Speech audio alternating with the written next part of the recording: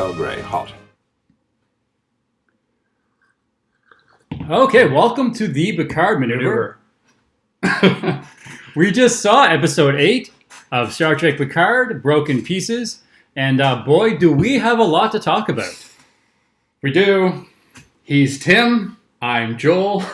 Oh, yeah. And I'm also just really happy that I didn't choke this time during the intro. The tea is a better temperature. That helped. Although I think we figured out last time it wasn't really the temperature. I just inhaled the tea, which I'm still learning to drink properly. Yeah, you don't want to inhale liquids. Who would have thunk it? So, we just finished. We watched it twice, actually, this time, which I've always said. We should really watch it twice. I always watch it twice. So, what was your initial response there, Tim? What were you thinking? Well, like most episodes, I feel it's a mixed bag. I actually felt the characters better. There's many characters I think I liked better in this episode. It sort of was an episode that reverted back to the rhythm that we've seen in earlier episodes in the show, except for there was more resolution and explanations of things that were posed as questions earlier in the show, but there wasn't a lot of direct action. Well, there was a little bit. It's another episode where it was very, starkly split between the flashback at the start, which it was the flashback we were anticipating, the main sort of arc on the ship with Picard and crew, and then stuff happening at the Borg cube. So we'll break it up that way. And they revealed more about the motivations and where these characters are coming from, and some of the plot points we've been wondering about. And a lot of it feels a little problematic. We'll talk it out. There's a lot to talk about, I think, in just those types of what they're explaining. One thing this episode does do is that the flashback sort of establishes a lot of stuff, but then more and more is revealed throughout the episode in sort of a sequence. A couple characters are actually sort of learning stuff about the fundamental motivation of the Bakbash, the backstory. And then by the end of it, there's sort of a resolution of it. So we've seen the whole episode, so we'll probably refer to stuff that's learned later on in the first sequence to make it make more sense. Because I actually think, and particularly this episode, I think our viewers, people watching this, will actually benefit from a closer look at a lot of this stuff. Because just watching this episode once without paying like full attention to all the dialogue, you probably would not be able to grasp everything that they're trying to communicate here. So I think we're gonna help. We're gonna help a little bit with that. Hopefully. Without saying in the title, we've got some Easter eggs. Nah, it's not one of those things. But yeah, we definitely have some stuff that we noticed and observed that we're going to share with everyone. One in particular, one really big one. Stay tuned for that. So, but what did you think of the episode, though? What's your overall feelings about it? There was a lot. There was a lot of exposition in this one. I think it's out of all the episodes so far, there was a lot of things they were trying to tie together or reveal to us or explain a little bit more in depth, things that we maybe were a little bit unsure about. I don't know how successful it was at that. It's not my least favorite episode, but it definitely is below last week's. It's probably maybe my number 4 or 5 on like how good I think it was. It was okay, but there was definitely a lot that felt a little forced. Some laughable moments that weren't supposed to be funny. We can talk about that stuff. So I guess overall this one was not a win for me. And there was a couple comedic beats that maybe because of editing and other stuff that was happening around it where it didn't quite work as a comedic beat. Yeah, one specific moment that, it seemed like maybe an editing problem where two scenes came together in a way where you take a dramatic beat and you lose all drama because then it just goes into this comedic beat. So yeah, well let's get into it. Yeah, let's get into it. The way we do this, it makes more sense to refer to the screenshots, and we've got a bunch of screenshots. Yeah, that's kind of been how we've been going about it. We just go to our screenshots, have a little fun with you guys. Let's all have fun together. Okay, so the initial flashback that we start with is a flashback again. There was the flashback we were anticipating. Remember, the previous flashback was the mind meld that cut to something that Commodore O was doing, and this is that flashback. So we're going to find out, hopefully, or we were hoping, some clear explanation for the motivation of Agnes and overall the Bakbash in general. Yes. We'll find out. So it starts off with these 8 stars. The 8 That's stars. a plot point that will be revealed later in the episode. Are we going to say it now? The 8 stars are the same as the Conclave of 8. Yeah, so we've been asking for a while, or trying to speculate who the Conclave of 8 are. It turns out that the Conclave of 8 is it's the 8 stars in the system. In a single system. Exceedingly rare. Yeah, and we were sort of, like, it's clearly artificial. They touch on that in the episode. Yeah, beyond rare, artificial.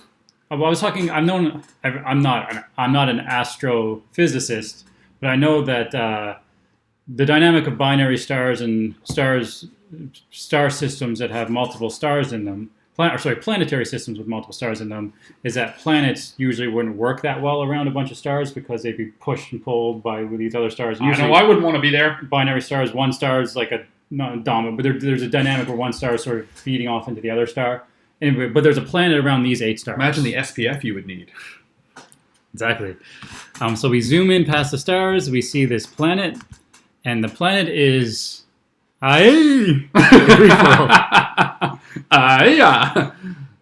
Grief World. Yeah. Presumably that's an ancient Romulan name for the planet. Yeah, and I'm guessing if you're Romulan, like, you don't want to go here often because you're going to end up.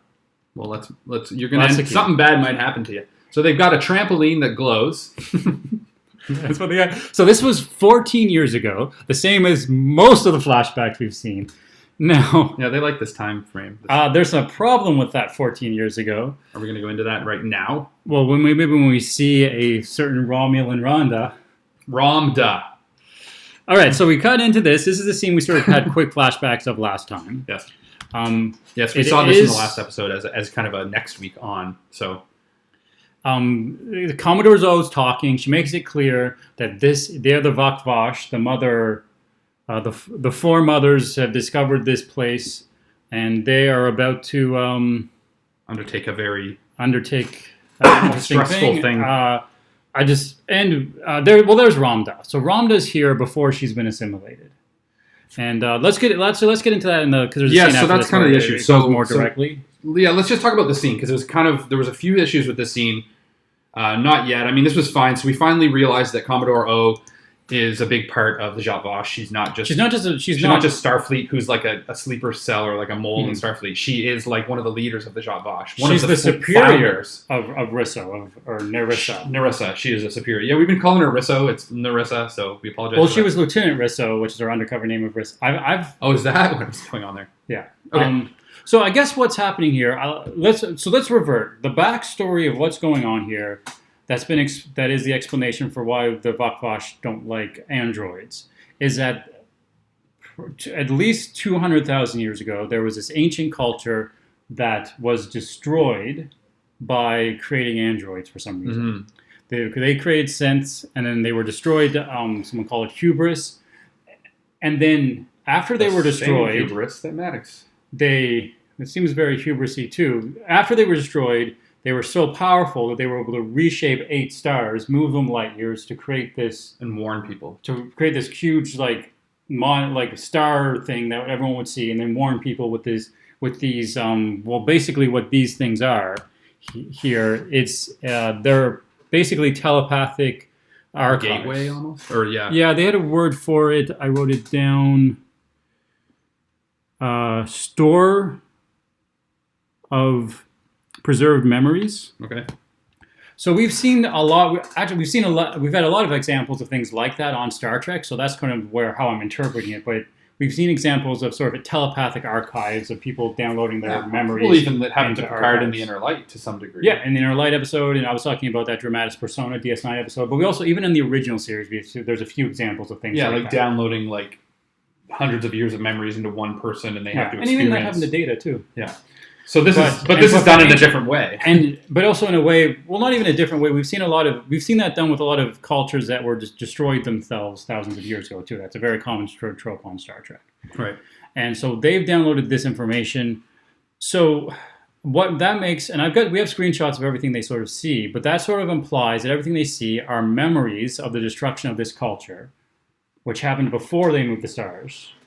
Maybe they moved the stars before they knew that they were going to have to do this. We don't know the order in the moving of the stars. That seems a little, because anyway, the last remnants of the culture moved the stars, and their memories are a warning to other cultures not to go in this direction with synthetic life forms. or synthetic AI technology. The Romulans took it really dang seriously, formed the Zhat Vash, and is now trying to... Yeah, and so more of that backstory is that then Commodore O was behind the attack on Mars because she needed something to make the Federation pull them into this as well, ban all synth. Yeah.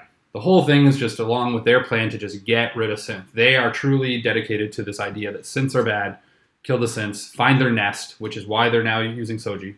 It's kind of where we're at. Yeah, well, I do want to talk just a little bit more about that area. First of all, I think it's rather problematic. We sort of interpreted, or we thought before they talked about in the second episode, someone said something along the lines of, haven't you noticed Romulans don't like AI? We never like computers anyway, and stuff like that. Yeah, so they did try to... They've now offloaded the history of the sort of ancient history of something, how horrible happening with androids to another culture that's only been experienced by this, they call it the admonition of these Vakvash initiates that actually survive it. Touch the ring, have the images put in your head. So I think that's a little problematic with the way it's been portrayed so far. It implies that at least hundreds of years ago, the Vakvash were started after the foremothers had experienced this thing. So they would have had to then immediately sort of come up with all the mythology and embed this fear of androids within all of Romulan culture. Which, to me, didn't quite fit the way that they were setting it up. Now, one other thing I do want to touch on is when we're talking about the backstory of the Vakvash and how they hate computers and stuff like that, I thought that was very inspired by Dune. And this whole initiation for the Vakvash is very Dune-ish. It's very like Bene Gesserit. They look kind of like the Bene Gesserit Motherhood. And in Dune, there's this thing where to become a Bene Gesserit, you put your hand in a box and you think it's being burned off. And if you can survive that process without going crazy, then you can become a Bene Gesserit. And there's this refrain they keep talking about where fear is the mind killer. And in this episode, they even Picard at one point even talks about fear, and he calls fear the great destroyer, which seems to be, to me, like at least the writers had been clearly influenced by Dune. Fear mixed with ignorance. So what happens to these women who are here, which includes Risso and Rhonda, is they all grab onto the telepathic archive, the memory store. It downloads into them, and most of them go crazy. Do you have an image of that? Of them going crazy? Yeah. No, I have images of everything we see that's quickly flashed by. So we'll talk about that. I didn't do a lot of the screenshots of them going crazy. We got that in the previous flashbacks. Yeah, so it was the first time. Yeah, we were going to talk about that. Basically, it was the first time in the episode, the first time in the show, I think, or the series, that there was a moment that I laughed at a moment that I wasn't supposed to be laughing. Yeah, and I did too when I first saw that scene. It was just over the top, so extreme. Kind of silly. So what happens is they touch this thing, the image gets downloaded into them, and then some of them can't handle it, I guess. They're not strong enough to become real initiates because they can't deal with. But I think they could have done that by maybe just showing them drop to the ground and kind of whatever. But they really go for it, tearing the skin off the face, ripping hair out. One immediately shoots themselves in the head, which I mentioned to you. There's a lot of shooting in the head of this show. So many characters. F8 shot himself in the head. This character shoots themselves in the head. There's mention of Rios's captain shot himself in the head. There's a lot of this imagery, suicide imagery. 7 shoots Icheb basically in the head after he has that thing thrown out of his eye. Yeah. So anyway, I kind of laughed at this moment because I thought it was just so extreme and so over the top. I thought it was a little too much. So, and I think the underlying problem really with this scene is that it's a really important motivation for the Vakvash in general and for Agnes in specific over some pretty extreme stuff she's done after just learning after a secondhand. She had this experience basically secondhand through aggressive mind meld from Commodore O, which we'll talk a little bit again probably later because. So I mean, it is not that convincing yet. That's the problem. We're not really convinced. Well, I would even suggest that. Again, we're getting into kind of a little hung up on the scene, but there was a few issues with it, right? So I would even suggest that, for this race of Romulans who stumble across this planet, who then see these images, how do they know that they're also not just being brainwashed by another alien race, or being told to do something that isn't even wasn't history 1,000, 10,000, 100,000, whatever many years Well, ago. see, that's the problem. Maybe it's just like a trick. That's sort of a tension where, particularly with Agnes, is that are they being convinced of something where they're like, oh, now I realize this is that whatever actually working on androids is really bad, although holograms are okay. So I'm going to join this cult and like have a great like secret war against androids. Or are they being brainwashed into being like pre-programmed into doing something? Yeah, and I think it's the former, because it doesn't seem like they're brainwashed because they're making their own choices. Agnes made some comments like using the term. I wish I hadn't seen that. If you'd seen that, you would understand what I'm doing. Things like that. So it definitely seems like it's showing them images that convinced them of something. Yes. Which then again, I had issues with Agnes in this episode because it seemed like she was convinced of it at one point, but now that's changed. Anyway, we can get into that stuff as we move forward. So let's, I guess, move on beyond the scene. No, we're stuck in the scene for a while because I get all those shots. Which, I mean, I'm going to go through them quickly. Yeah. They're actually super... This is literally the first, 2 minutes of the show. But again, this is a super important scene for everything that's explaining everything that's going on in the show. Yeah. But there's a lot of shots. Here's the images. So there's a shot... So this one's a little... It's lava? I mean, maybe like a planet breaking up. Yeah, it's hard to tell because it looked like the smoke's going up in one particular direction, and there's an edge to it. So it does look like it's lava. Maybe being viewed from a ship. I think in general, it's supposed to be the destruction of a planet, and it's like hell-like. Yeah, because we do see the ship planet completely exploding. We know that one.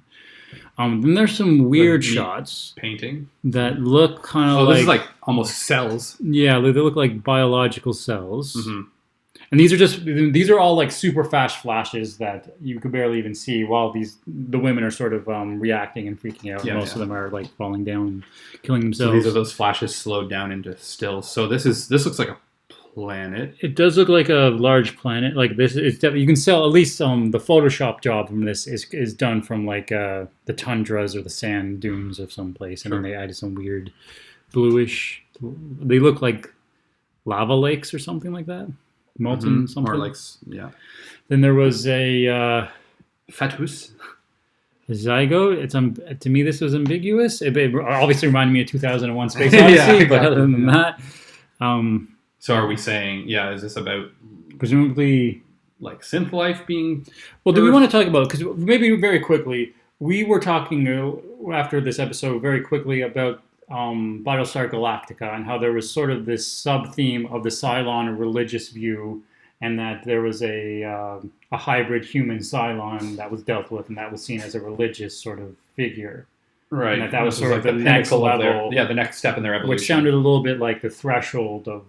Well, and we were also talking about how, there's a lot to unpack in this episode. I think, we're realizing this now, but, when they talk about these synths being kind of a threshold, almost like first contact, where once you get to that threshold, there's no turning back. My thing was, what's the difference between these synths, if they're just androids with emotions that are kind of like flesh and blood? How different are they from Data or Lore? Like Data, once he had his emotion chip, or Lore, I know that they weren't in the same way, flesh and blood, but would that not have also been? So then the question became: is the plateau then? The emergence of life where these synths can procreate on their own, or maybe with a human, is that what the threshold is? Yeah, I remember with no turning back.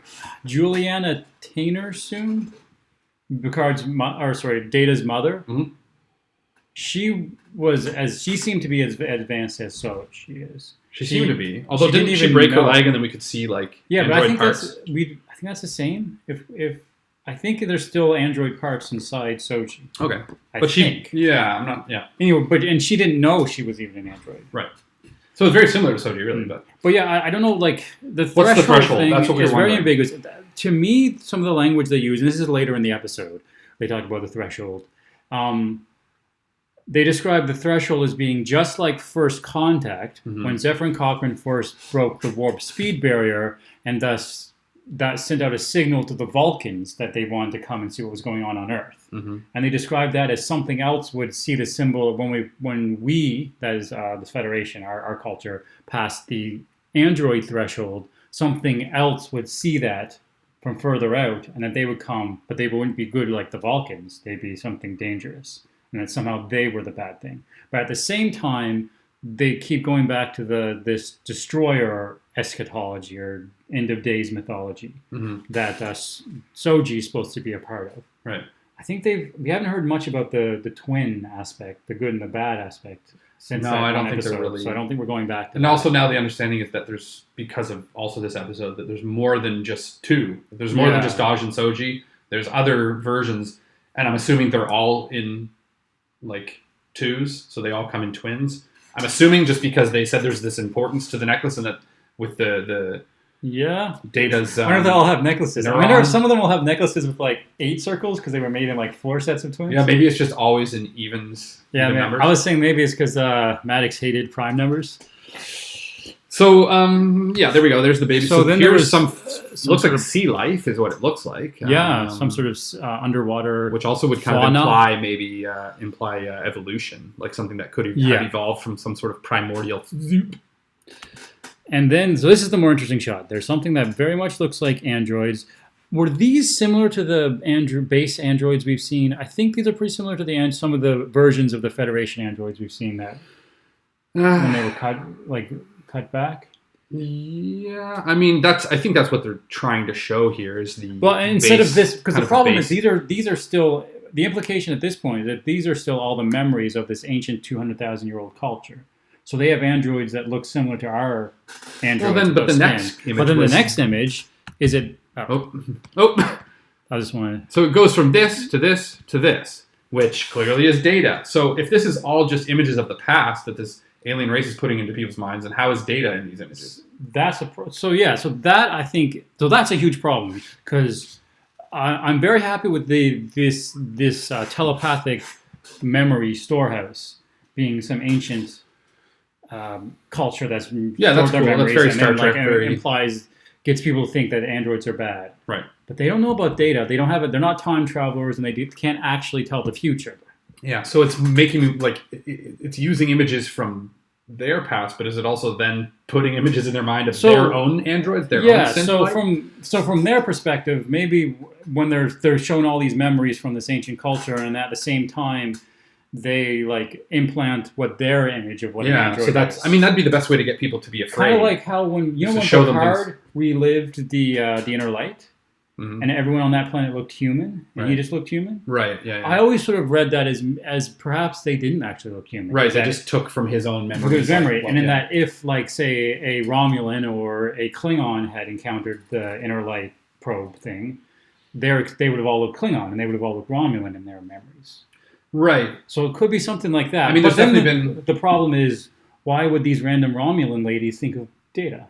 Yeah, that's also a problem. Yeah, so if that is Like, if we that is think of Data. if it is the alien race is somehow like searching their brains for what would they be afraid of or what they would relate to, why would it show Data? Because a lot of these women probably would have no idea who Data was. Yeah, If not- and anyone who knows Data Commodore likes O would Data, probably know who he is, but would know of him, but he would have been dead for like 8 years at this point, or 6 years, and so it's a bit of a problematic image. I get what they're trying to do. Maybe it's the viewer that's being that's experiencing. that's this. experiencing these images. I hope so. I want to Well, understand. because you can like that's why the main reason they would show Data would be because the writers they know that the viewer recognizes Data as synth life, so they're like, Yeah. we need to throw that image in there. It and just it's, it and it's doesn't probably really make worth sense. pointing out that all of these shots were super cut fast, and this is really one of the only of You these could good recognize shots where it was kind of it was a very fast shot, but it was still a slowish pan that sort of stuck in your eyes, and you would have the first time I I picked saw up on that, the only one you really noticed. Yeah, I was like, oh, there was Data. Yeah, So that's, I mean, from an editing point of view, that makes sense, and we recognize kind Data. of.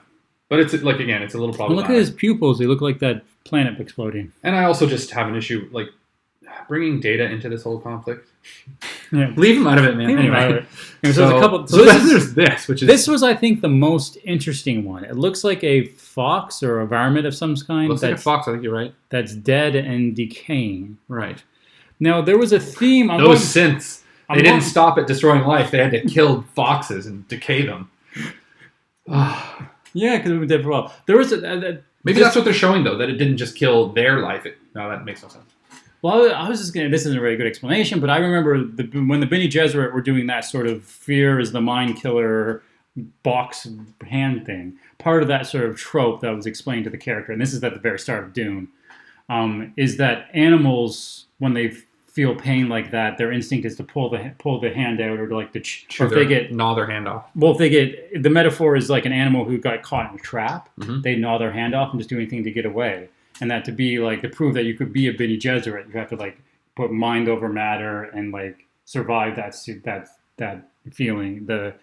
Go through it and don't they talk about an animal being stuck in a trap. Sure. So that's what the image reminded me of in the context of it. You think that's what they're going for?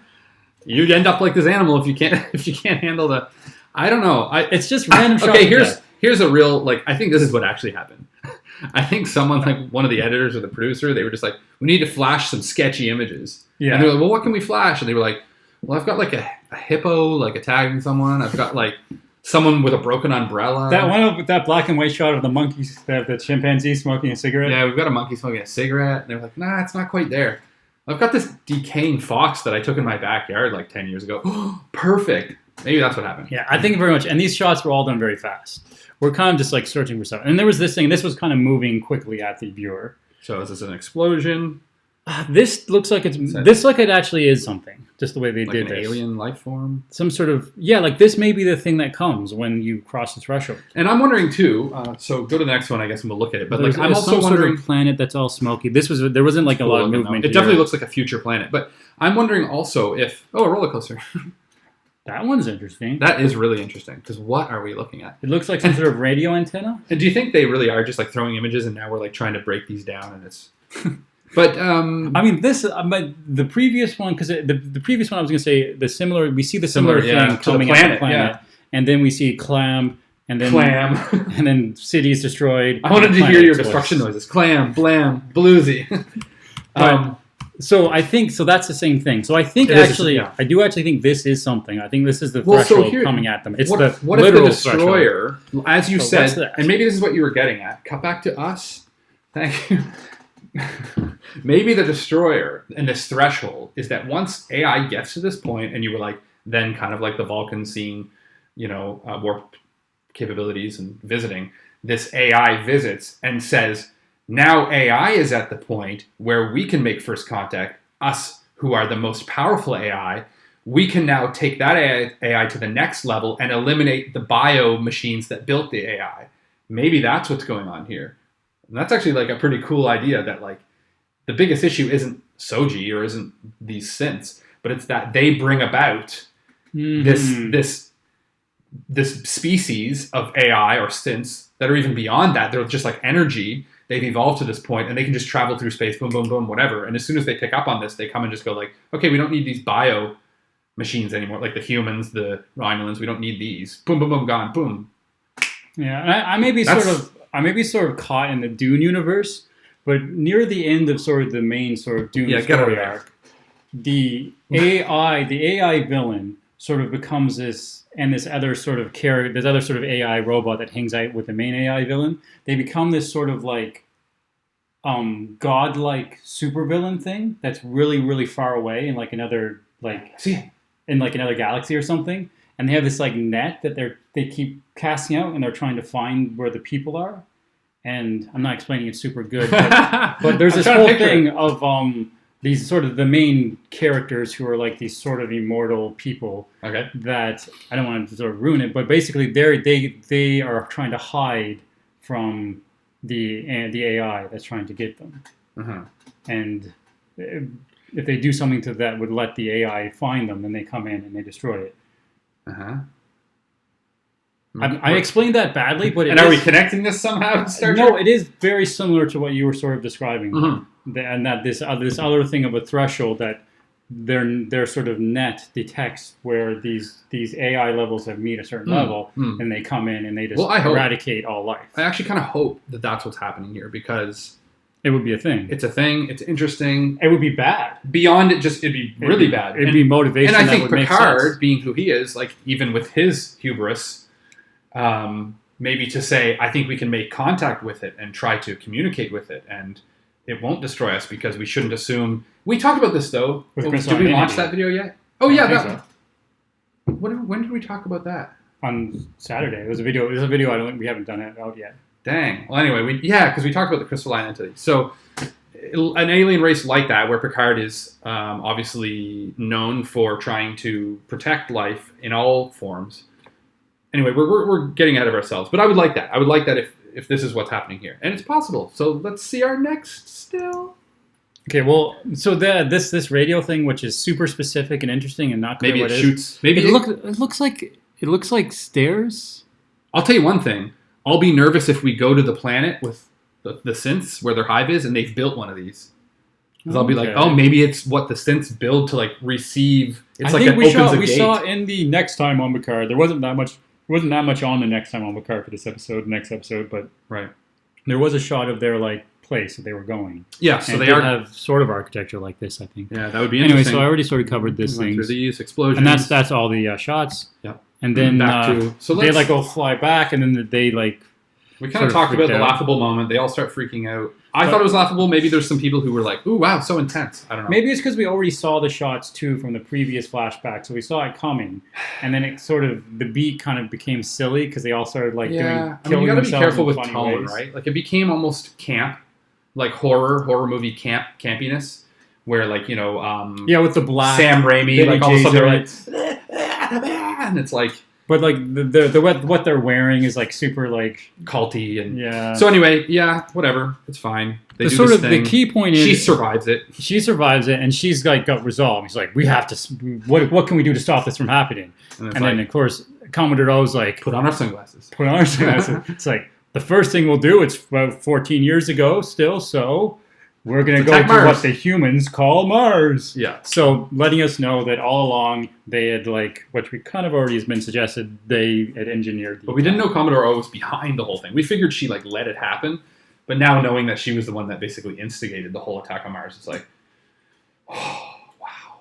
Wowzer. Is it? I feel like we had, I was so, I had been wondering whether we'd be introduced to like some sort of taskmaster behind Commodore O. And I was still or Taskmaster behind like Maddox or something, but we hadn't seen anyone like that yet. So far, Commodore O is the most senior. She's also part Romulan, part Vulcan. Yeah, we that's established later because we've been really confused by that. Yeah. Because obviously our Romulans don't necessarily like Vulcans and wouldn't let them join their super secret Tal Shiar Bakvash group. But hey, it's like Simon Tarses, he was part Romulan.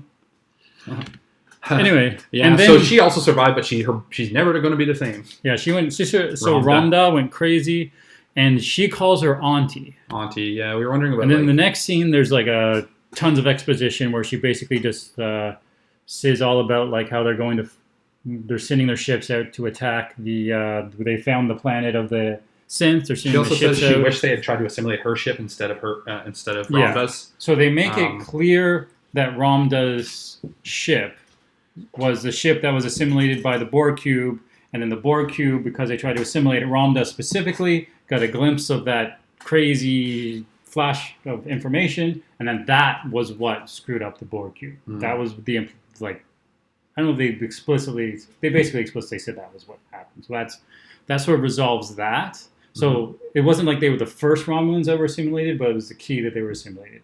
In other words, a key problem here, the flashback was 14 years ago. That's when she experienced the admonition. And then after 14 years ago, at some point after that, she gets assimilated by the Borg cube. Then the Borg cube gets stuck there. Right. But the problem with that is... this is our major problem with this episode. So listen up, folks. We know from the Borg cube there's been 5,843 days since the last assimilation, which is about exactly 16 years, meaning the Borg cube has been around longer than she has been assimilated. So that Borg cube has been around and not had an assimilation for 16 years, but she was assimilated within 14 years after this happened because she clearly hadn't been assimilated there. Have they clearly said that the Borg cube's assimilation of those Romulans is what caused the Borg cube to get shut down? I think. Yeah, they said that very clearly. So that Borg cube trying to assimilate Rhonda's ship is what shut it down, which then gave them the ability to try to start working on the Borg cube, which would have had to have been in under 14 years, and yet it said no assimilations for whatever days, which is around 16 years. So what's going on here? Tim, you mentioned, well, maybe it's not Earth years. But I think that was you reaching for. Well, the problem with it, like, then the 14 years wouldn't be Earth years, but why would they show? It's been the 14 years is just based on the number that's at the start of each of the flashbacks in the corner. They're not going to like screw with. They would put 14 alien years and not like years because we assume that they're years. So can someone explain this? Now I know we've had a few people that have tuned into the show before, Mac Murray being one of them. Do you have any ideas on this? Because it seems like a misstep on their part in the writing where they just said. Because all the flashbacks have been 14 years ago. Yeah, when you're doing all these flashbacks and you're cutting to different time periods, maybe they haven't been different time years ago. They've just all been 14 years ago for pretty much all the flashbacks. Well, maybe they just messed up then when they wrote this many days since assimilation. Maybe it's whoever wrote that, like a set department or a set deck department, just like messed that up. Maybe we're not supposed to read so much into that one, but there it is. There's other kind of things. Maybe that was just a joke thing. It was a joke. Oh, we get it. When we first saw that sign, we sort of thought there was a situation where people were being reassimilated accidentally as they were being worked on or something. Yeah, but maybe that's not what it meant, because that doesn't really make sense after we've sort of learned more about what was going on in that. It was a weird sign anyway, but because why would you put that on it? Like, wasn't it kind of like written? It'd be different if it was like something they talk about in briefings, but so it was just something that because the Romulans were all kind of being jerks to the ex-Borgs. Yeah, so maybe they were just taunting them somehow, and that was a joke. Well, anyway, but it was that time frame. The problem is particularly because that was in the first episode. Particularly in the first couple episodes, every little thing was an important timing or plot point. Yeah, and it's been super confusing or problematic trying to put together their time frames. So let's move on because there's other stuff. Yeah, so that's all the flashback stuff. So I have all the screenshots from what goes on the Borg cube together. I think we can talk about this pretty fast. Yeah, let's kind of go through it. So Elnor, he's still on the ship. He's called 7 of 9, but she's not there yet, and they kind of flashbang him with like this bright light. He gets blinded for a second, but then of course he doesn't say his little line, "Friends choose to live," but I assume he's thinking it, and he kills a few people. And then that's okay. Let's just kind of. Anyway, they have him down. They're gonna take him out, but then 7 of 9 shows up, which we know is gonna happen. We're just kind of waiting for her to arrive. Oh, and she also does her blaster. Like, you don't have a still of that, but she comes in with the. No, there wasn't actually a good shot of it. There wasn't. Okay, she comes in with her disruptor, and the big one she uses, like not a handheld one, but it's like the big kind of longer gun, and she just boom boom. Anyway, it seems to be the way she likes to run the gun. And then she's kind of like, what was her line before he hugs her? She's like, no, she's like, where's Hugh? Where's Hugh? Yeah. Which is what we're wondering, too. Yeah, it's like the audience, like, we know where Hugh is, but we're also kind of like, but that's almost like a question that's of like, it for Hugh references, probably for the show. Yeah, it looks like he's gone for good. We did talk a little bit last episode and in the chats about whether Hugh made sense that Hugh would actually be dead. And it's sort of disappointing because it feels like Hugh should have been here for some of the stuff that happens in this episode. But they clearly, it feels like they wanted to simplify the scenes that we're about to go over by just not having Hugh there so that Hugh arbitrarily died. To me, it's still not a good death. So Elnor gives her a hug. Maybe in some review we'll talk more about what more could have been done with Hugh. Still really liking Elnor's character because he's just so innocent. So the hug was kind of cute. Yeah, I like Elnor's character, and I like his character. There's another line later in the episode, which is good. And honestly, he's another one of the characters that isn't always giving exposition with his lines. He says simple things. He'll just be like, "Is this over now?" Or "Is everything? Are you going to assimilate me?" Or like just little things. He's not always saying like, when I talked to the person in the last scene and they said this, I realized it's not always exposition. So it's nice to just have a character who just says normal character things. Absolutely. So we're jumping scenes. All these screenshots are from the Borg cube, so we sort of jump scenes that are cut and with the other ones, but it's one story arc. Anyway, so this is the same room where 7 of 9 and yes, this is where Elnor just was. He dropped. This thing just keeps getting dropped for everyone. It's the little call sign for the Fenris Rangers. But she's kind of like. She's like, oh, the Finnish Rangers, and I wonder which one. Yeah. And I think she knows. Pretty sure 7 of 9's there now. They go into the Queen's chamber, or whatever, the Borg Queen room. I think it is, isn't it? Where they open the gate. Chamber. And now she's starting to kind of connect with the cube. So this is like 7's starting to kind of initiate some program. It looked like, at first we weren't sure if it was nanites. But then it zooms out, and it's definitely not nanites. It's like bigger versions of nanites trying to reconstruct the ship, maybe? Yeah, she's reactivating the Borg cube. And of course, there's the green light, which is like always stood for the Borg. There's Elnor. Oh, and then Elnor, basically she says that like there's still a bunch of Borgs here. There's still a bunch of Borgs on the ship that haven't been activated yet. It's like, can we use them? We could use them to fight back against the Romulans. And then Elnor's like, hey, that's a great idea. That'd be super awesome. We'd be able to stop the Romulans. And then she's like... She turns on him and says... I like that. The still to this still is great. Yeah, because I thought it was actually one of the best lines of the episode. Yeah, say it. Well, first she says, first she says, like, I would take away their individuality. I would assimilate them again. It would take away their individuality. But he's like, then you could just turn it off. And he's like... Yeah, once we're done. And then she's like, but they might not want to turn it off. And I might not want to turn it off. And then she goes, yeah, and I might not want to. Right. So, which is something we've dealt with before, and particularly more so on the Voyager. A couple of the Borg we've met, they've tried to rejoin the collective or make their own collectives in different ways, and that's sort of what she's sort of thinking about what she'll have to do. Then we see Risso killing a bunch of ex-Borg. Yeah, in like a pretty brutal fashion. Like you do feel bad for them because the XBs, they have like really no defense. They seem pretty innocent in this moment. And I was mentioning to you, it seems it's quite an interesting switch for them because the Borg were always like the best villain ever, and here they are being like super vulnerable and easy to kill. So I kind of liked that. And of course, Larissa is like just loves killing. Every chance she gets, if she's evil. She's evil. So they can tell that that's happening basically, which pushes Seven to make a decision. Okay, so she connects. She kind of becomes a Borg queen. I had an issue. I mean, a Borg queen. So she doesn't reconnect to the main collective. She's just reactivating a collective within the Borg cube so that they can communicate and fight back. Right. But so this is just a little thing, but just from a effects standpoint and a kind of makeup effects standpoint.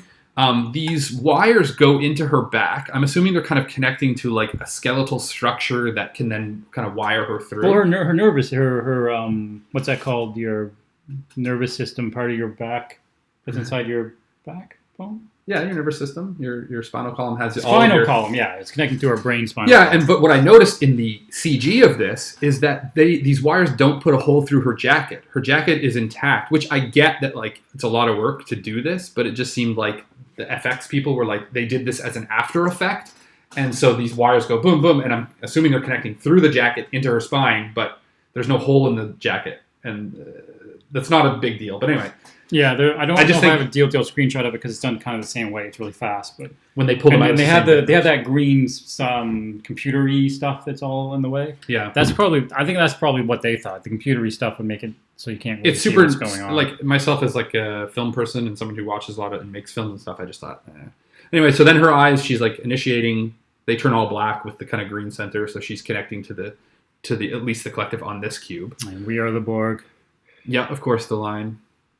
And then, but what happened when that starts happening? So as soon as she turns them all on, Risso opens the gates and starts sucking just shooting them out into space. Thousands of them out into space. It's not a great shot of it, and that distresses 7 of 9 quite a bit. Well, and again, it kind of comes back to that pretty large scale murder. Suddenly, you're empathizing with the Borg, which before you would have never thought. You wouldn't have felt bad for them. They're just this collective. They're trying to assimilate. They're like a disease or whatever, and here they are being sucked out into space, and I'm thinking, oh man, poor XBs. And they're not all XBs. Yeah. Some of them haven't been kind of brought back to I think they imply that most of these ones are just like sleeping or were still in their alcoves. But it is, and I mean, to me, I guess at this point, Risso doesn't really care about what goes on in this Borg cube. She doesn't care about treaties with the Federation or anything like that. What does she care about? It's a pretty shocking thing that suddenly they're killing all these. Yeah, it was. And so, of course, Seven is devastated by this. And she would feel responsible because she's the one that woke them up, which then in turn had them all kind of launched out of the cube. So this is terrible.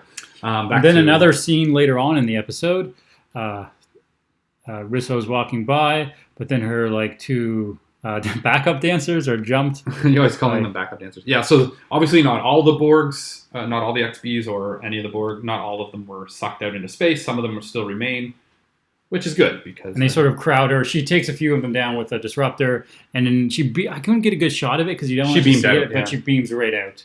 And then immediately the ships that she beams out to, they all just Yeah, so They all all those leave. ships were sort of gathering. They were like the I think they're supposed to be Tal Shiar Warbird type ships. They were gathering to go attack the where they know now to be the homeworld. Yeah. So she jumps on one of the ships Maddox's and ship. is gone. And then Seven says this. I don't know if you have that, but yeah, she says they're gone. You get this moment where she's still in Borg mode, and she says, kind of, the mission is incomplete, or you still have a mission, something left to do. It's kind of like the Borg saying to Seven. Yeah. Oh, they think they even say Annika or whatever. Well, no. Well, yeah, they say that, but first, which is another. Oh yeah, Elnor, poor Elnor. He's like, "Are you going to assimilate me now?" And then they say Annika has something left to do. Yeah, and so And they then disconnect her, and disconnect she goes her. back to Seven or Annika. And assuming what she has left to do is connect now with the rest of Picard's peeps with Elnor. They'll meet up at some point. What are we doing? Skipping to different photo. Make sure.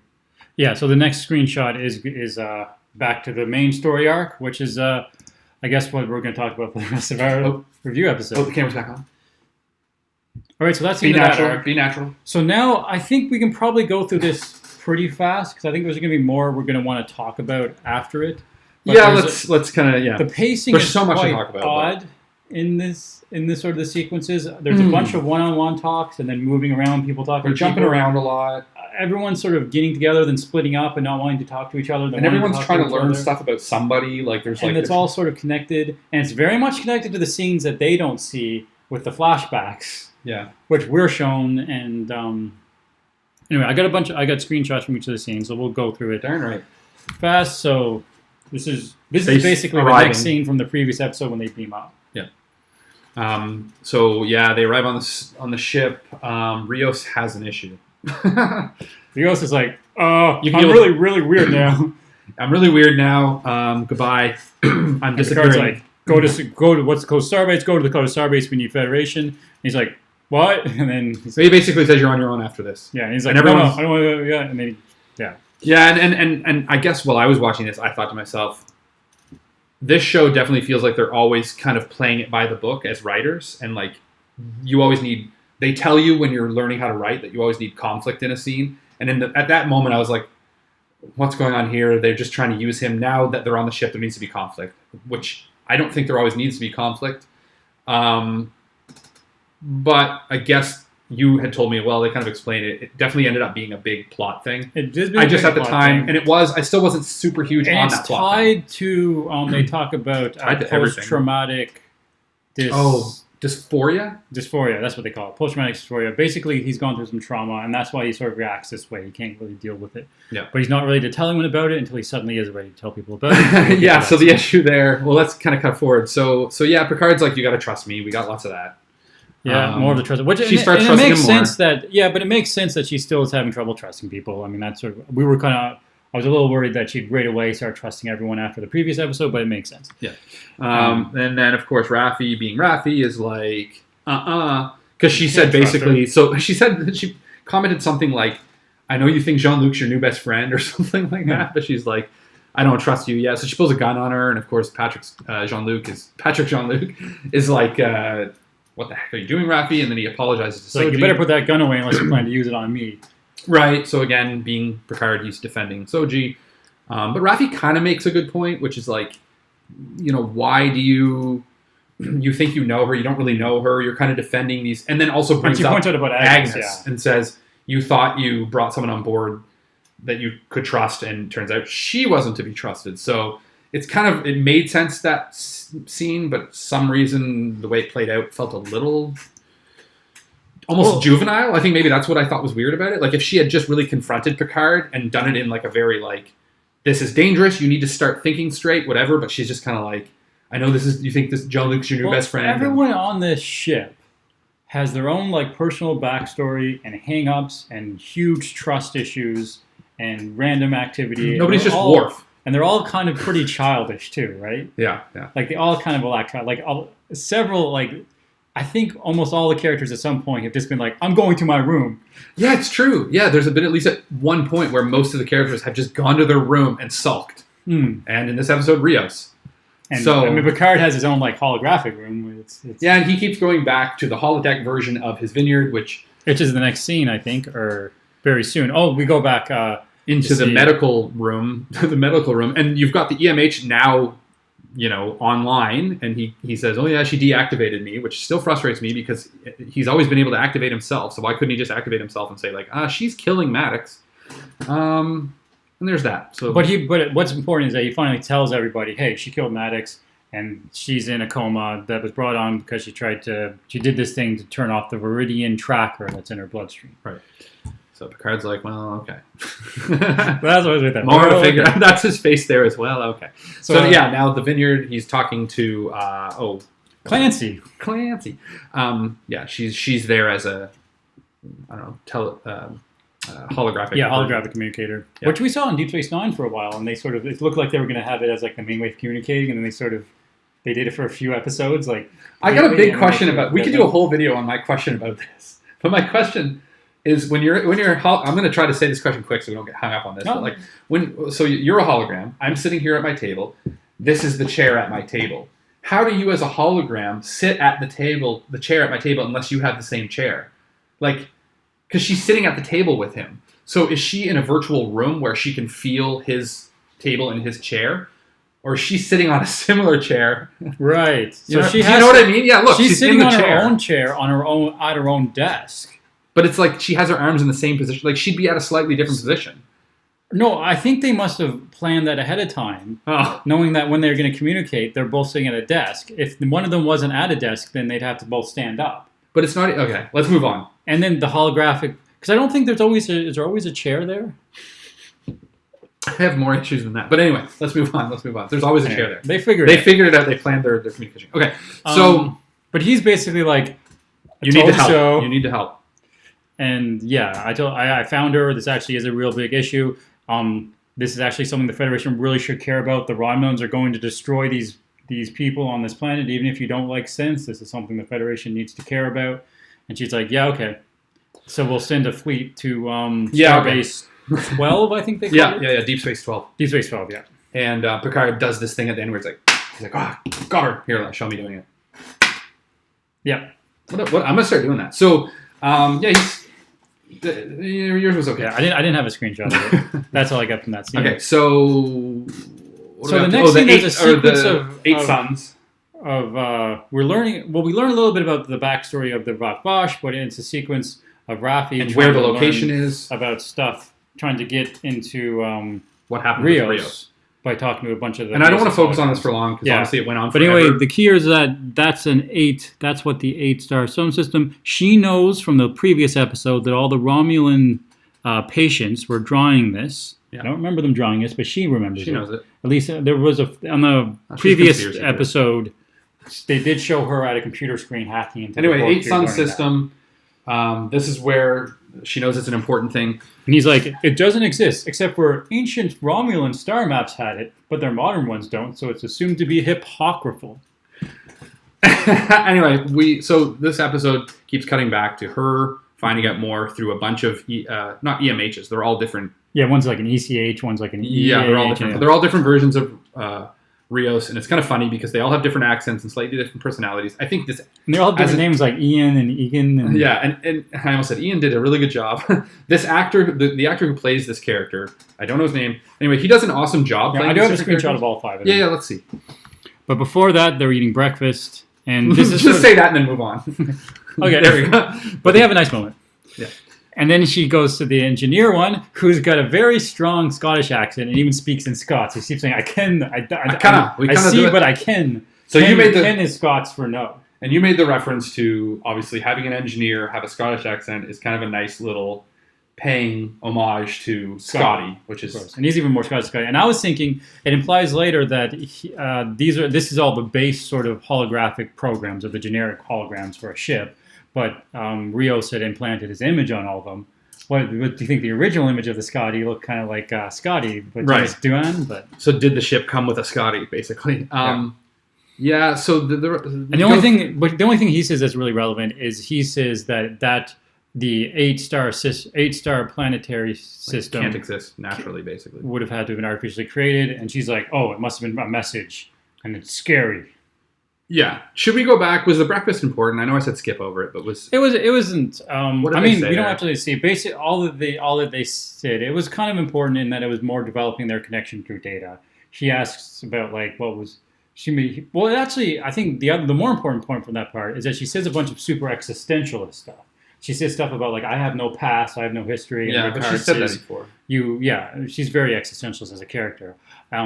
She says you actually do. Oh, he talks about data. You can Yeah. define yourself, and one way you can do that is by thinking about how you're like data. And she's like, "Oh, you're thinking about data," and he's like, what was data like?" And then she asks like, "Well, how would you want data to have viewed This him? was important. How would you like data to have seen you?" And This was cute. I like some this. stuff like that. And then She says he loved you. He said because he didn't really know whether he had trouble sort of explaining whether Picard, or she said, Picard, you did love data. Picard loved data. Yeah. But did data love you? And he's like, and Picard's like, well, he didn't really have emotions the same way. Because remember, he always used to that thing like, I cannot love, but he'd say like, I can be familiar with. But I like you very much. Well, no, he had this thing where he said, I know. He'd be his circuit inputs would be familiar with someone, Learns to, and thus would miss them if they were to go. Oh, no. I said that poorly. He says it a lot better. Yes. But basically something like that. Poorly. But Data didn't, or Picard doesn't explain it. But then at the very end of the scene, she says, "Data did love you." Implying that she does have that, same as Dodge in the first episode, the very reason she wanted to go to Picard for help. She gets a sense of what Data felt for Picard. Yeah. She can kind of feel it too. And it's also, I think, the first cue in this Bang. episode, which expands later on, is that she's at activating. Oh, yes. She activated a long time ago, my man. Oh, yeah, this was weird. So he So she talks slowly, to all of them. yeah, the other. This was the we always forget about it. Hospitality. Hospitality one. Yeah, and I guess he thinks it's hospitable to talk really close to someone until they fall over backwards, because that's what he does here. He just keeps, and I kind of thought, interesting moment, but whose idea was this? I feel like it was something they did on set that he improvised, and they were like, "Oh my god, that's great, let's do it." But again, it was kind of weird. I don't know why he did it. He's just he's the eccentric one, I guess. Yeah, which is ironic because he's the hospitality one. They're all eccentric. The next scene, we finally go into seeing Rios in his quarters. I've sort of He got books. moved away from talking too much And I about kept philosophy. getting annoyed because she kept. Yeah, we don't need to go into the details. Well, I thought it is sort of interesting that there's 2 Camus and 2 Kierkegaards there, and he seems to be super interesting. Well, I mean, existentialism is often obviously a very big theme here. But he's attacked. It is. He seems attracted to certain types of the Christian or theist existentialists, which is actually super interesting, in contrasting with his view of being unto death. Sure, It's it's interesting. Yeah. So, I guess. And what there's I was also gonna say, Serac and Existentialism, an interesting book, which I was just going to say. I remember being mentioned in, I think, Star Trek Discovery as a sort of a throwaway line. I wanted people to think the stream for us. Except only on one side. Yeah. So, which is that is interesting. kind of a Maybe we can reference talk. back. Maybe I'll do an episode. Maybe I'll do an episode at some point talking specifically about some of the philosophical. You should. Yeah, that'd be cool. And what sort actually, of comment below if you want to existentialism see that. mean. Whoops, I didn't mean to do thumbs Yeah, down. definitely comment below, because I don't think I'm going to do that unless it sounds like. See, it looked like I was someone doing a wants to thumbs down for you doing that. Comment below, but I meant to just. Well, that was down. Freudian thumb slip. Freudian hands. What I want to say quickly too. Yeah, And they there keep was this showing sort of the Ramayana mermaid. Yeah. Cigar box. So this is of the memories. So the cigar box of memories. This is going to get interesting. Inside of it, one thing I took a screenshot. He's got a lot of command pips there. Yeah, he's been stealing. He's off. like a super admiral. There's 10 of the command. He just needs to show up to a party with all of them on his collar and just be like, "Everyone, listen to me, because I got way more than anyone." And then they're glued on badly, so throughout the night they just fall off and he loses rank. So another badly photoshopped image. Yeah, so that's him with his the captain, Alonzo Bodden, who was his captain on the USS Who was a Ibn father Majid, figure to him. who was a father figure to him, who he saw killed. Kill himself. And it's not in this scene; it's in the next scene where Rafi comes in, but he explains the backstory. Yeah, so I want to say that. So Rafi comes in finally. She's here in this moment. And no, he looks at it first. He looks at it first, Yeah. and then we go another scene, and then it comes back to it. Oh, let's go back then. So he sees this image, which you'll tie into, but there's another clearly shot of that Shoji in better. it. But let's go. Let's go. She's still talking to all 5 of them. This is the only screenshot I took from this scene. This was a chaotic It was a scene. chaotic You could tell Star Trek was kind of famous, at least TNG, with Data. They would do a lot of scenes where two actors would play the same actor would play two characters. Like Riker did it with him and his brother. Data did it. It goes back to the original series, remember? So all the times that Kirk would be split. And it's fun to do. I think like as filmmakers, they challenge themselves to be like, how can we shoot this and make it? Usually you have to have a body double that you can shoot over the shoulder of with a wig on, and then you have all these different ways of doing it. But they got progressively better at it, where you'd have Data. Like they do things where one would put their hand on the shoulder of the other and be like, whoa, how'd they do that? Well, now in this episode, I think they really were like, let's push it even further. And they have like, how many of them were there? 5. 5 different versions of the same actor interacting in the scene, which would have been a challenge. Accents. All of different accents. But I think the thing is, it would have been a challenge. Sometimes just because you can doesn't mean you should. I like his performance as an actor. He did a great job, but the scene was like super chaotic. I couldn't really follow it. And if you've ever tried to put 2 people on camera at once, or one person to make them look like 2 people, it takes some really clever camera work. And it almost seemed like the focus more from the filmmakers was like to make the camera work than to make sure the exposition came across in a way that like the audience would understand. So that's a good point. And then Rafi is still trying to learn something about why Rios is... She's the whole time just being like, just tell me about Rios and why he's acting the way he is. And each of you can... It's really hard. And so it's chaotic for her too. I'm like, why, Rafi? The whole time I'm thinking, why don't you just go to Rios? Like you said you were going to in the beginning. Well, anyway, she eventually does. She will in the next scene. Quite simple. But this is an important scene. Agnes is waking up, and Picard's like... You go to jail. You know what you did? And then there's sort of a moment, because he's still not 100% sure that she did do it. And he says, you're going to give up to the police, basically. Yeah, we're handing you over once we get to Deep Space 12. And then she's like, okay. Then you can see Picard's like, oh, you actually did do this. And he is disappointed. Because he did trust her. And it's kind of like proving Rafi right when she said you were kind of foolish for trusting her. And I think we talked about last episode how Picard always was such an authority figure, so unquestioned and so confident that we're seeing him in a whole different light in this series.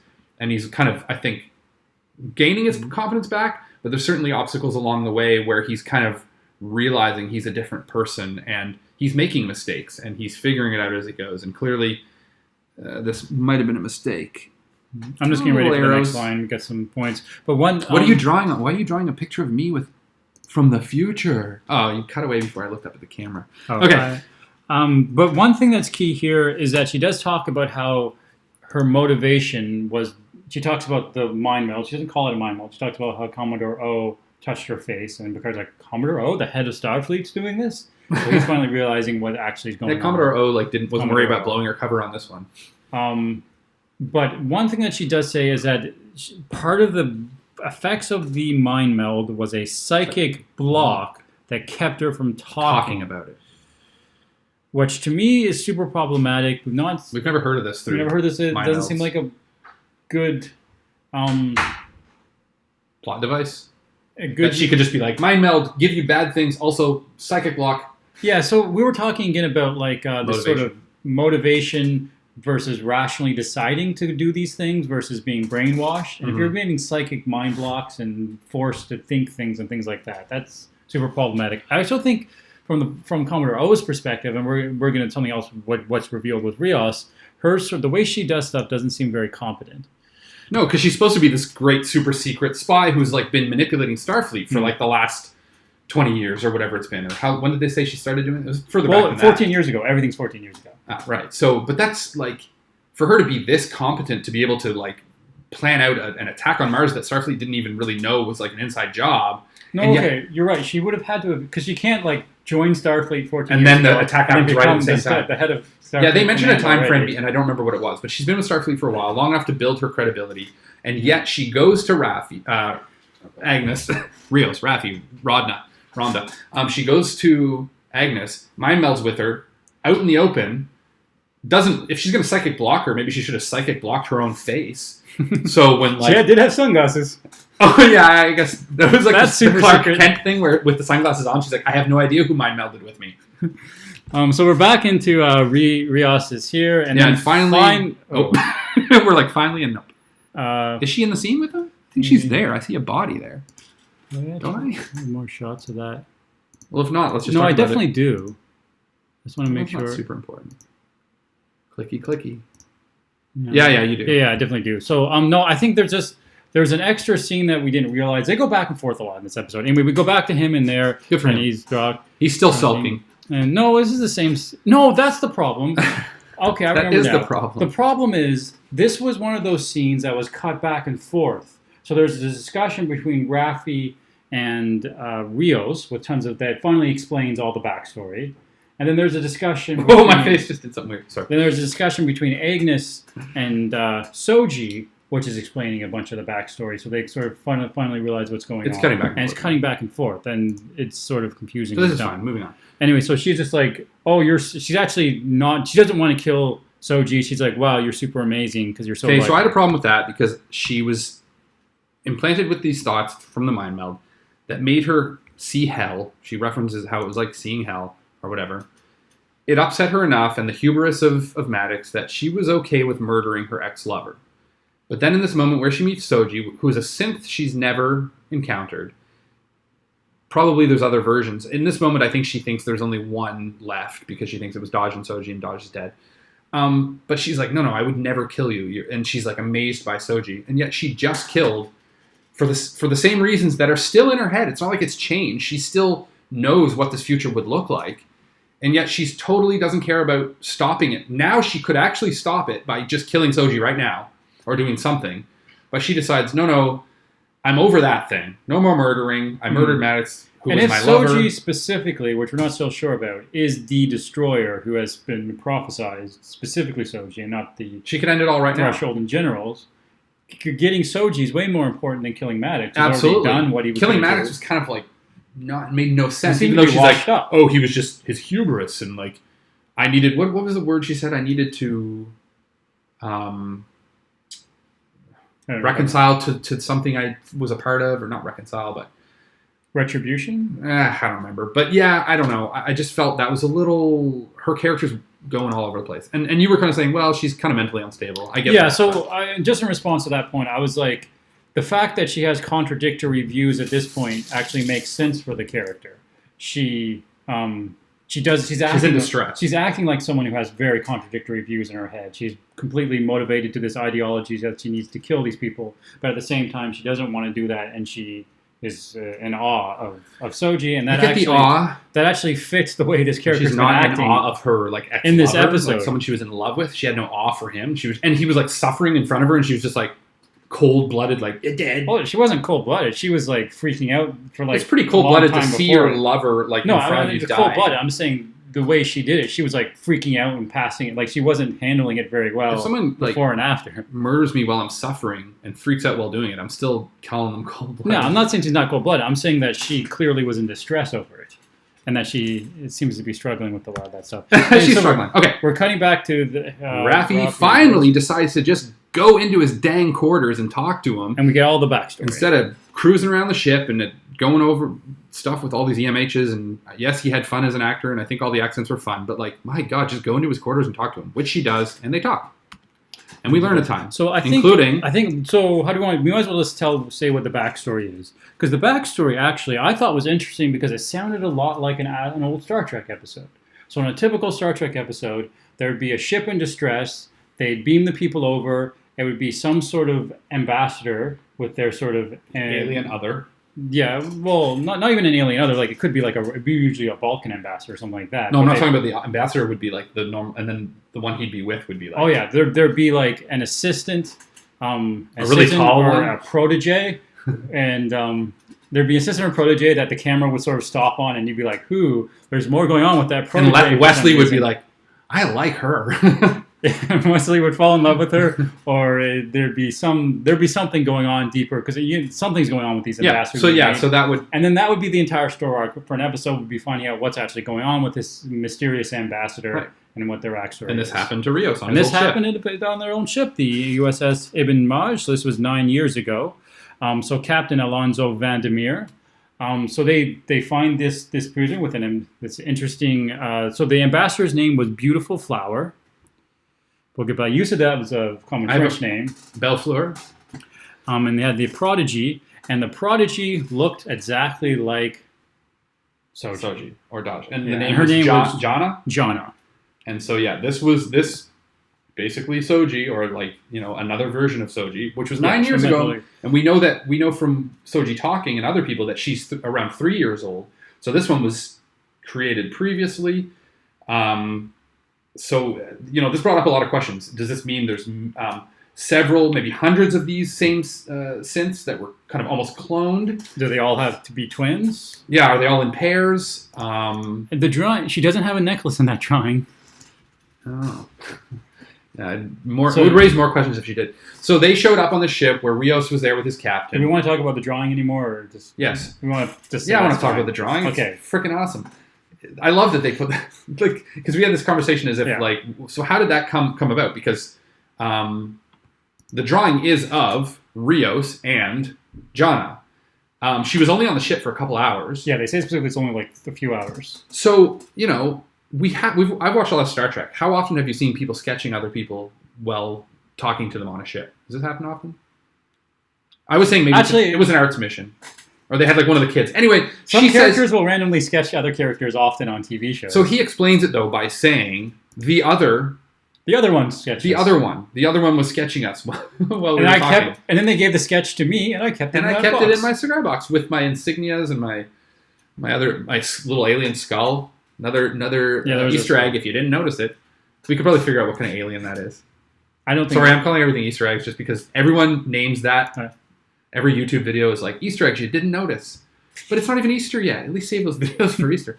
Easter. So he says the other one drew this. Anyway, I was just kind of like, this is hilarious. I love that they were like because I said he could have said the same stuff without the visual. He could have said, "My God, this is the woman that showed up on the ship that I was on. Looked exactly like her." And I think the audience would have been like, "Cool, I believe that." But then you were like, "But the visual's nice." Yeah. So they need a visual. They clearly didn't want to put the work into doing another flashback.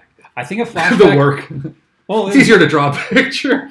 I think that's their logic. I think a flashback would have been nice. Actually, it would have been sort of interesting. I would have liked that, to see him on his ship. Not only that, it would have been a really interesting contrast, particularly with a cold open flashback, because then they suddenly be on a regular starship. To see him and they'd be on and even play it out like a real episode. That would be cool. On the bridge and like, so cool. There's a ship that's in danger. And it would have been so dark, because what happens next is the ship captain. Basically, the captain communicates back to Starfleet. Alonzo Vladimir, the captain, who's at the Starfleet. They kept this ambassador that they're interesting, and he gets a secret mission directly from Commodore O. You've got to murder them immediately. Yeah, which is crazy. When would it? I've never met a captain who would do that. Starfleet security's like, just those people that you just brought on your ship. And if you don't murder them, we'll destroy your entire ship.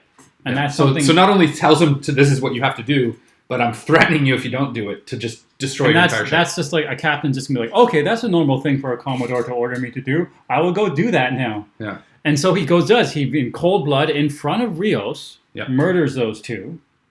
Rios goes to him and is like, what the heck? He gives him a hard time, and then he commits suicide, shoots himself in the head in front of Rios. So like you can see why he's got some post-traumatic dysphoria. Which I don't know what that means. But yeah, so that would have been a really, and it would have made more sense in my head too, if they did actually do a cold open, where they treated it like a Star Trek The Next Generation episode, play it out completely, have them playing on the ship. And then it ends like that, it ends with the suicide, and you'd be like, what just happened? It would be such an interesting contrast between what we normally expect. Because we've seen so many cold opens where they're like, we beam them over, and then it's like the ambassadors in the transfer pad, and then they turn over and the camera goes in slowly onto the protege, and you're like, the music where you're like, something's up about this. And then it goes, dun, dun, dun, dun, dun. Like that would have been so interesting. And then the captain shoots them. Yeah. Like, that would have been very That cool. would have been because it would have been so jarring. It would have been such an interesting contrast between old Star Trek and new Star Trek. We should have called this episode Missed Opportunity. How ironic. But it's a missed opportunity for us. No, that would have been great. That would have actually, talking about that would have been such a great way to do it. Well, because we're kind of playing it out in our minds at how that would have looked. Yeah. Because when you said it, you were like, that's like a Star Trek episode. And it would have been a really smart way of dealing with the contrast of how this show is different from Star Trek. I thought it would have been really clever, but... It's not what happened. What happened is we see a drawing. And Rios says, this is what happened. I've been struggling with this. And this is the issue that I have. So now they're like, okay, Commodore O is fully in on this. And she has been from the start. Yeah. She's the one that created the... Do they know now that she was also the one that created the attack on Mars? They do talk about that. Remember? Well, that's the next scene. But I just wanted to add, at this point, to me... it doesn't make sense. They do a throwaway line that this only makes sense if Captain Alonzo Vandermeer had known that they were synths, and that's the way he rationalized doing this mission. But I still don't see a Federation captain doing that. But the only way it makes sense to me... He's protecting his ship. If she threatened to destroy his ship. The way he was like immediately suicidal, and the way that because remember when even the synths who started killing people on Mars, he was immediately suicidal, is if they're maybe not a person-to-person mind meld like Commodore did with Agnes, but it seemed like he acted like emo because she's been talking about suicide and stuff like that too. There's a lot of that for some reason. So it felt to me that maybe Vandermeer was actually somehow psychically connected with Commodore. The Commodore did some sort of maybe mind meld to him to get him to do it. But that goes back to me what I think is a super problematic approach is if you're a super secret spy assassin in a super secret underground war where you're controlling governments and creating battles to outlaw the synths, and you want to try to get to the synth homeworld and finally destroy them for once. When your most secret important missions to go kill, and she does have a bunch of like Bosch to work. When you actually want to go on the secret important missions to kill the most important like ties you have to this world, you send brand new recruits that aren't even recruits. You're talking about Agnes, correct? You're talking about Agnes and Captain Vandermeer, who are clearly mentally unstable, who you don't know what they're going to do, who they're going to talk to. But that's more evil, right? It's evil, but it doesn't make any sense as from a sort of... No, it doesn't make sense from like a evil genius. Like if she's really pulling the strings and she's doing this from a kind of a genius, like she'd have to be a smart woman to be figuring all this out. Why do that? Why put your whole operation at risk by sending Agnes, or asking this captain to do this? Yeah. Unless she knows that she can control people slightly with some kind of either mind melding, psychic blocking them. I don't know. But it's still a TV show at the end of the day. So there you go. Go to the next. Let's finish her up here. So the drawing was great. I'm going to put that on my wall. Shoji decides to bring Agnes out to talk to everyone, which I thought was really weird. I guess although it was important for everyone to finally get in the same room and just say stuff so we know what's going on. That's true. But I guess I kind of thought, like, shouldn't she be in the brig, basically? Because they're like, we're taking you to the authorities. And then they're just like, but we're going to walk you out so you can hang out with everyone for a bit. But it's okay. It was a fine scene, I guess. Like, she basically talks to them about... she says, I'm not murdering anymore. Like, I'm not joking. She says that. Or I'm done don't murdering. Have to worry. Don't worry about me. I'm not going to murder anyone else. It's kind of like, well, first of all, why not? If you're going to murder one, what all of a sudden changed? I guess she was felt guilty about it. And they believe her, and they're like, all right, come sit with us. And can you just hold my favorite phaser for a bit? I just want to make sure it's charged. Make sure it's... Can you go charge my phaser? Anyway, so they all sit in a circle. Rios brings French fries and peppermint ice cream. I think it's peppermint ice cream, but I don't think he says that. He just says French fries and peppermint. And she's like, I think I like that. Although earlier in the episode, she's like, I don't even know what I like. But anyway, then he explains Jonna, his connection to Jonna, and how he knew her. And it sort of implies although it does say they only knew her for a few hours, that he was familiar with Jonna somehow. He's Rios. He's Rios. He's like the Han Solo. But I don't know if they're implying that. I mean, it's kind of a little bit like Titanic, and he drew her like he drew one of his French girls. Okay, but the other one drew her. The other one drew her. Yeah. Right, that was the Leonardo DiCaprio character was the other one that drew the picture. It's a strange. But no, I don't think they actually had a romantic thing. But he does. Well, he knew her well enough to know what she likes to eat. And seeing Shoji was a traumatic thing for him. Yeah, and sort of he had that connection. So then they more importantly, they sort of lay out everything we've been talking about so far. Yeah, and they kind of say this is what's happening. This is what's going on. Yeah, and it's kind of a recap. And then this she smashes the table and she's gets activated. up. So she's obviously used like a super strength because it's a metal table and she just like bends the corner of it. She needs to settle down a little bit. She doesn't eat her French fries No, she doesn't eat her French fries. She commandeers the ship, sets up a force field. Data had done this before. There was when he actually went to his homing... brothers. His homing signal brought him back to Noonien Soon, and he basically took over the ship and everyone... That was cool, actually. I loved how they did that. This kind of looked like it was a similar thing. And then, is there anything you want to say before I talk about how Rios sang a song? No, I think my next shot is... Oh, it is! Your next shot is that happening. So she's kind of like, I'm taking the ship, I'm going back to my planet. And she's going to take a Borg cube, a transwarp gateway. Yeah, she has access to where the transwarp gateways are. She's kind of doing the whole thing like, I don't even know how I know, but of course she's activated. And she says something like, yeah, because I don't know how I knew all these things. And he's like, did you know this? And all of a sudden he starts singing this song. Lullaby. And he's like, it's a lullaby. And the ship shuts down. And he like waves the force field off. He's like, whoosh. And that's that image. And I thought... He does say a line like, that was a lullaby my mother taught me. And my mother didn't like people stealing messing my with her toys. things. Yeah, playing with her toys or messing with her toys or my toys. Yeah. So I thought it was funny that he waved off the force field. I've never seen that before. I don't think he needed to do it. I think the force field would have dropped without him doing it. Yeah, he just did it first. But he wanted to feel really powerful. The hubris. I thought it was cool though, and I liked it. And to be honest, it's one of those things that actually makes sense. If you have a ship that's clearly Rios, you would have an override. He has an override for the ship. Even Picard had it in that episode, and he tried to do it, but Data set that crazy lock where he's like 1194862211294993. Yeah, he overrides. Watch that episode if you haven't seen it. He overrides the command codes. That's what they keep calling them. But this is even like a Starfleet ship. This is like his personal ship. Yeah, so he would have weird gimmicks, and he does. Plus, he like set up the force field that he could wave it off. That's another thing he did to customize this ship. So basically, he takes down the force field. Shoji, I mean, she could take it by force at this point. Like she could just be like, "No, you're letting me," because she's stronger than everyone on the ship. She doesn't do that. But then, Picard basically convinces them to do it. We tried it our way. We tried it my way. Let's try it her way. And he's like, and everyone seems that's cool. So he sets down. So he sits down. We're thinking, okay, Picard's going to take the helm, and he's going to... I don't even know why in this moment he would do that, but whatever. Well, it's not the helm, it's the captain's ship, but it's also got... But he was going to drive it from here, I think. Yeah. It's got little handles. Anyway, so he opens it up. He kind of like does the little virtual thing, and all of a sudden says, I don't know what I'm doing, basically. And for a moment I thought, did he know at one point, and he has this kind of regressive disease that's happening, is this maybe him forgetting? But no, I don't think so, because Rafi kind of laughs about it. Yeah.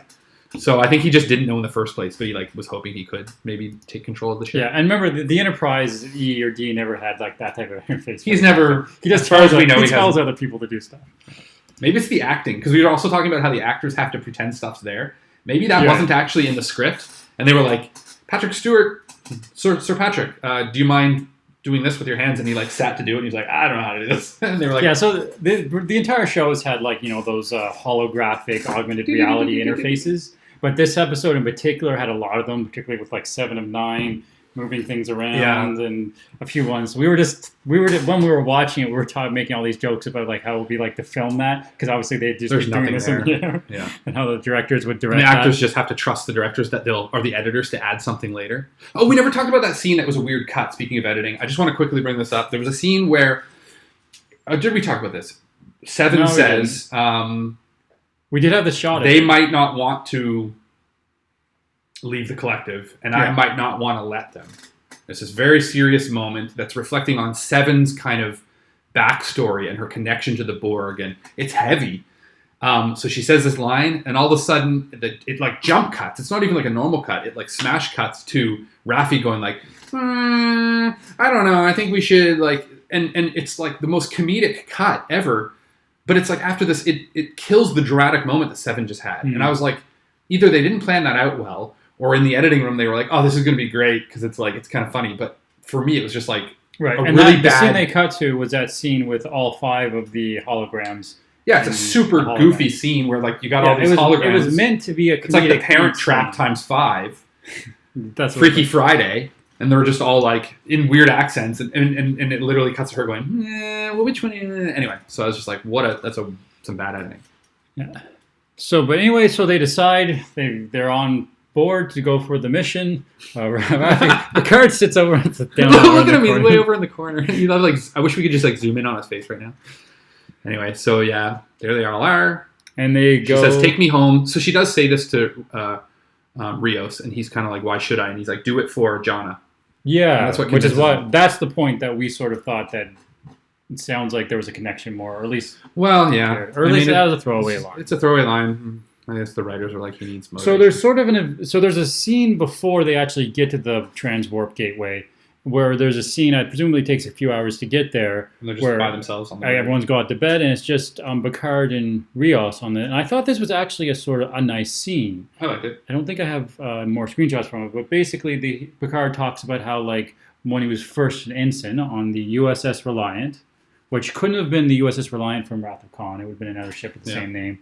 And he talks about what it was like, sort of just being the only person awake, looking out at the stars at that moment in that space. The quiet, the emptiness. I don't remember exactly the lines. Yeah, but he realized how much he loved it. And there was sort of a connection, a captain to captain moment. Yeah, and I mean, this episode, a lot of this was about Rios and his backstory in this episode. And Rios, the captain he used to see as a father figure, dying. And then you have this moment between Rios and Picard, and it's almost like Picard is kind of taking over that father figure role. I mean, which one of us wouldn't want Captain Picard as a father figure? So I thought that was a great scene. That was a kind of felt good. They were both reflecting on why they're in space. I thought it was good. I think it was well done. And like then a good steak, it was well done. And then I don't know if it's the end of the same scene. I think it might be. Shoji comes in and she's like, "We're here." By here, I mean at the Borg transwarp gateway. So they're using the transwarp gateway as a shortcut to get ahead of everyone else. I guess ahead of the Tal Shar. Yeah, because luckily nobody's following them. Oh, so wait, don't tell me I'm wrong. So they go into the. I thought it was the next. The screenshot does not, but that's fine. And then a ship decloaks. Oh, is it de? And it follows them into the transport. So yeah, that's how the episode ends. It's basically they finally get to the gateway. They jump into it, and right behind them is Narek. So we do know that in the next episode, and like I said, there wasn't that much information on the next episode, but basically there's a big Tal Shar fleet that's coming to this place, and presumably there's a Starfleet fleet that's coming too. They might stop by. But the Starfleet fleet last we heard was going to Deep Space 12. Mm-hmm. But I think Picard told them the ultimate goal, right? In that scene, I'm pretty sure in that scene he told them the planet that they were actually going to. Mm-hmm. So maybe that is the Romulans are going to show up, and then hopefully the Federation will show up over the next couple episodes. And but so that's that episode. Week, and then the next week clip where it was, we know it's just like coming up next. Yeah. Well, they were just like, wow, we traveled through space fast through this gateway. Although they said we've traveled 25 light years. 25 light years. They traveled 40,000, or they said up to 40,000 light years in and when they beamed to through the planet Borg, Nephthym. I know what you're talking about. The planet where Riker and Troy and their daughter were. But regardless, they're well ahead of the other fleets. So how many Starfleet insignias out of 10 would you give this episode, Tim? We have a ratings. Yeah, no, we don't have a rating system. I'm just messing with Tim right now. Because we haven't actually been rating. This has been a long stream. I think we've done like almost an hour and a half. Maybe we have. Right. I knew this was going to be a super long. Hopefully it's still streaming. My phone died, so I couldn't check the stream. Can I check the stream? No, we're still going. Yay! Look at us go. It's almost exactly an hour and a half. All right, well, thanks. Anyone who stuck with this whole episode, thanks for watching. Yeah. If you didn't and you just catch pieces of it, thanks for watching that. If you're Steven and you watch these because we make you, don't hate us too much. I'm curious to hear what you thought about this episode. If you're new to the channel, subscribe, like the video. If you're not new to the channel, thank you. I think that's it. We talked about it. We saw it. We went. We stared death in the face. We grabbed a hold of the trampoline and looked into the memories. We saw hell. The ancient culture's hell. I ripped my hair out. You scratched your face slightly. It doesn't even show.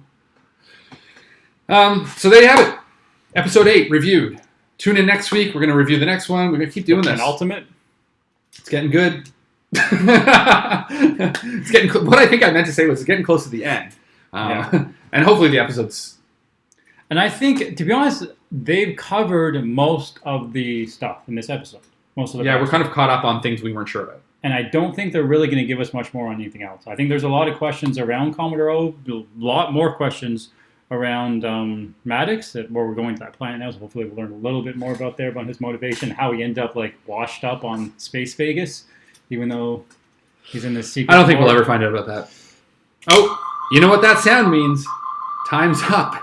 Yeah. No, I was kidding. It's my little tricorder. Okay. There we have it. Thanks for watching, everyone. And as always, I hope we kept you engaged. We're out of Earl Grey. Wow, we drank it all. No wonder I'm a little bit jittery. We drink a lot of tea during Okay, this. I'm going to cut to the opening thing, and then we'll be...